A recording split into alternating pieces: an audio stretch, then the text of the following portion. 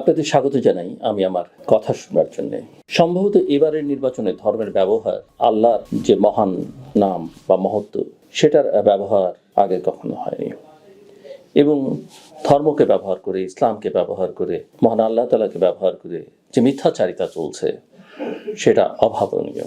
সম্প্রতি একজন জাতীয় নেতার অ্যাকাউন্ট থেকে নারীদের কটূক্তি করে একটা স্ট্যাটাস দেয়া হয়, আপনাদের সবার জানার কথা। এবং পরে যখন প্রতিবাদের ঝড় বইতে শুরু করলো, ওই দলের পক্ষ থেকে, ওই নেতার পক্ষ থেকে বলা হলো যে তার অ্যাকাউন্টটা হ্যাক করা হয়েছিল অল্প কিছুক্ষণের মধ্যে, খুব বেশি সময় না। এটা একটা ডাহা মিথ্যাচারিতা। সবাই জানেন, সবাই বলতে যারা এই বিষয়ে বিশেষজ্ঞ, টেকনিক্যাল নলেজ যাদের আছে, নো হাউ যাদের আছে, সোশ্যাল মিডিয়া সম্পর্কে যাদের ধারণা আছে, তারা জানেন একটা অ্যাকাউন্ট হ্যাক হলে তাকে রিকভার করতে মিনিমাম 8 থেকে 9 ঘন্টা সময় লাগে। মিনিমাম 8 থেকে 9 ঘন্টা।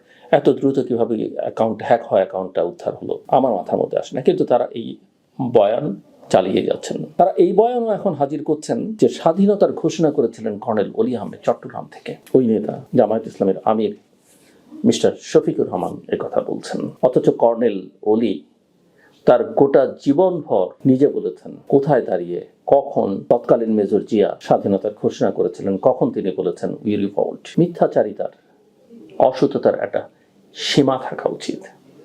এরা নাকি আবার বেহেস্তের টিকিট দেয়। যদিও কর্নেল অলি একসময় বিএনপি ছেড়েছিলেন, বিএনপির সঙ্গে জামাতের যে জোট, তার প্রতিবাদ করে। জামাত থাকলে তিনি থাকবেন না। এখন সেই কর্নেল অলি, বীর মুক্তিযোদ্ধা, জামাতের সঙ্গে জোট বেঁধেছেন। অবাক হবার কথা, তাই না? মেজর আখতারুজ্জামান মুক্তিযোদ্ধার একজন বিএনপি করতেন, সারা জীবন বলেছেন, আমার অনুষ্ঠানেই বলেছেন, বিএনপি তাকে কয়েক দফা বহিষ্কার করেছে, বলেছেন আমি তো বিএনপি করি, বিএনপি আমাকে অন না করতে পারে। তিনি এখন জামাত করেন। অবাক হবার কথা নেই। আমরা ধর্মান্তরিত হবার কথা শুনি না, এরা হচ্ছে মতান্তরিত। স্বয়ং জামায়াত ইসলামের আমিরই কিন্তু মতান্তরিত। আপনারা জানেন কিনা আমি জানি না। মিস্টার শফিকুর রহমান একসময় জাতীয় সমাজতান্ত্রিক দল জাসদের রাজনীতি করতেন। আমি ওই রাজনীতি একসময় করতাম। এখন আমি রাজনীতি করি না, তিনি করেন।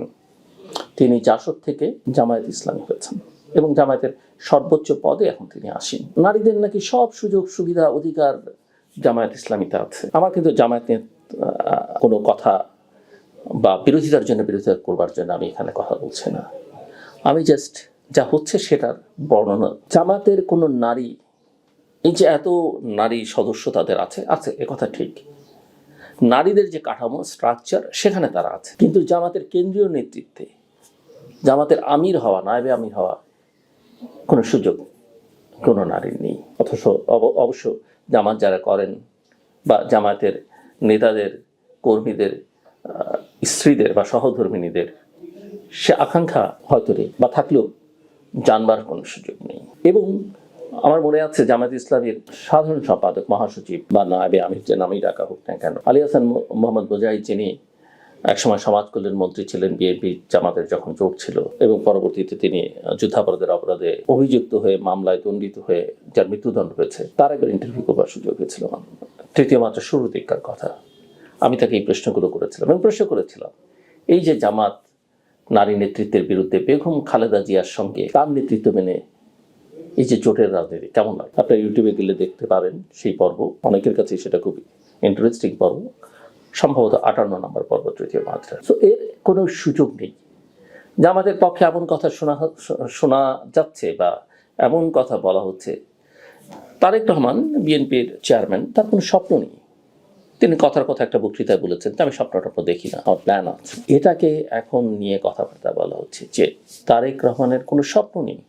রাজনীতিটা হচ্ছে স্বপ্ন নাগরিক তৈরি করে। কথা ঠিক, প্ল্যান মানে ভাত কাপড় কাজ, এগুলো কোনো কারণে, কিন্তু এগুলো মুখ্য জীবন। আর যারা এই প্রচারণা চালাচ্ছেন তারা একথা বলছেন না যে স্বপ্ন না দেখলে পরিকল্পনা করা যায় না, স্বপ্নের উপর ভিত্তি করেই পরিকল্পনাটা করা হয়। আমি তারেক রহমানের পক্ষে বলছি না, কিন্তু একথাও আমি বহুবার বলেছি যে বাংলাদেশের যে রাজনৈতিক বাস্তবতা, যে বাস্তবতার উপর দাঁড়িয়ে আজকে নির্বাচনটা হচ্ছে, সেই বাস্তবতায় বাংলাদেশের তারেক রহমান ছাড়া মধ্যপন্থার রাজনীতির, মুক্তিযুদ্ধের পক্ষের যে রাজনীতি, অবশ্যই মুক্তিযুদ্ধের চেতনা নিয়ে ব্যবসার রাজনীতি নয়, বাংলাদেশকে ভবিষ্যৎমুখী করবার যে রাজনীতি, এই সময়ে নেতৃত্ব দেবার একমাত্র অপশন বাংলাদেশের জনগণের কাছে। সেদের যে দলই করেন কেন, তারেক রহমান এবং বিএনপি। এর মানে এই নয় আমি বিএনপি করি আমি কখনো বিএনপি করিনি, এখনো করি না, ভবিষ্যতে করব না। এবং বিএনপি যদি ক্ষমতায় যেতে পারে, সেদিন থেকে তার দুর্বলতা, ত্রুটি, বিচ্যুতি বা তাকে চ্যালেঞ্জ করা, সেটা তারেক রহমান প্রধানমন্ত্রী, আমি ধরে নিচ্ছি স্বাভাবিকভাবে সেটাই ধরে নেবার কথা। যদি না কোনো অঘটন ঘটে এবং অঘটন ঘটানো হয়, আমি ঘটবার কথা বলছি না, অঘটন ঘটানো হয়, তাহলে তিনিই প্রধানমন্ত্রী হবার কথা। অবশ্যই তাকে তার কর্মকাণ্ডকে যেগুলো সমালোচনা করবার, চ্যালেঞ্জ করবার, সেটা আমি করবো। এখানে আমার কোনো কার্পণ্য থাকবে না, কার্পণ্য থাকবার কোনো কারণ নেই। এটাই আমার কাজ, প্রতিষ্ঠানকে চ্যালেঞ্জ করা, সরকারকে চ্যালেঞ্জ করা। হ্যাঁ, আমি কোনো পক্ষ নিচ্ছি না, আমি কোনো পক্ষে ভোটও দিতে যাচ্ছি না, কিন্তু দেশের সঙ্গে বিশ্বাসঘাতকতা করা, দেশের স্বার্থের বিপরীতে গিয়ে কথা বলা, জনগণের স্বার্থের বিপরীতে গিয়ে কথা বলা আমার পক্ষে সম্ভব নয়। এখানে কোনো পক্ষপাতিত্ব, নিরপেক্ষতার কোনো ব্যাপার নেই। আজকে বেহেস্তের টিকিট দেয়া, আজকে টাকা দেয়া, ভোটারদেরকে নানা প্রলোভন দেয়া, এই রাজনীতি নোংরা রাজনীতি, ন্যাক্কারজনক। আমরা শুনছি কি অশালীন ভাষায় সামাজিক যোগাযোগ মাধ্যমে তা আছেই বট বাহিনী তৈরি করা হয়েছে। বক্তৃতায়, বিবৃতিতে কি ধরনের কথাবার্তা বলা হচ্ছে। যদিও জামাতের নেতারা বলছেন, বিশেষ করে আমির ইতিমধ্যেই বলেছেন যে এই বৈরিতা, এই শত্রুতা নির্বাচনের পরে থাকবে না। নির্বাচনের আগে কি এরকম থাকতে হবে কেন? আমার প্রশ্ন তার কাছে এবং তাদের কাছে। করিডোরে নানা রকমের কথা, নির্বাচনটা যেভাবে এগুচ্ছে তাতে নির্বাচন থেকে যে কেউ সরে যেতে পারে। কোনো স্বনামধন্য প্রার্থী, গত 17-18 মাসে বহুল আলোচিত প্রার্থী, তাদের নির্বাচনী এলাকায় কোনো কর্মকাণ্ড এখনো শুরু করেনি। কথা যদিও আছে যে দুপক্ষই, কারণ দুপক্ষেরই নির্বাচন নিয়ে নানা অভিযোগ আছে, নির্বাচন থেকে সরে যেতে পারে। তবে একটা পক্ষের আশঙ্কা বা সম্ভাবনা যাই বলুন না কেন, সেটা বেশি। কারণ তারা নির্বাচনে, তাদের আবার বি টিম, সি টিম আছে। প্রথমে বি টিম বা সি টিমকে সরিয়ে তারা নিজেরাও সরে পড়তে পারে। কারণ হচ্ছে নির্বাচনে তারা জিততে চায়, জিততেই তাদের হবে। বিএনপি তো ধরেন অতীতে ক্ষমতায় গেছে বেশ কয়েকবার, সাধারণভাবে একটা পারসেপশন যে তারাই সবচেয়ে বড় দল। কিন্তু যে ছোট দল, যারা একা করলে 3টে আসন, অন্যের সঙ্গে করলে 17-18টি আসন, বা ধরেন 20টি আসন, সর্বোচ্চ 30টি আসন পেতে পারে। অন্যের সঙ্গে জোট করলে, নিজেরা একা করলে হয়তো সর্বোচ্চ 10-15টি আসন পেতে পারে, বা জোট করবার কারণে 20-25টা 30টা পেতে পারে। তারা যখন মনে করে যে তারা ক্ষমতায় যাবে, এবং তারা যখন খুবই একটা রেজিমেন্টেড ফোর্স, ডিসিপ্লিন ফোর্স, যেভাবেই বলেন না কেন, এবং মাঠের লড়াইও তারা বেশ পারদর্শী, এবং গত 17-18 মাসে তারা যে অনুকূল পরিবেশ পেয়েছে, যে কোনো কিছু করতে তারা পারে। আর নির্বাচন কেমন হবে?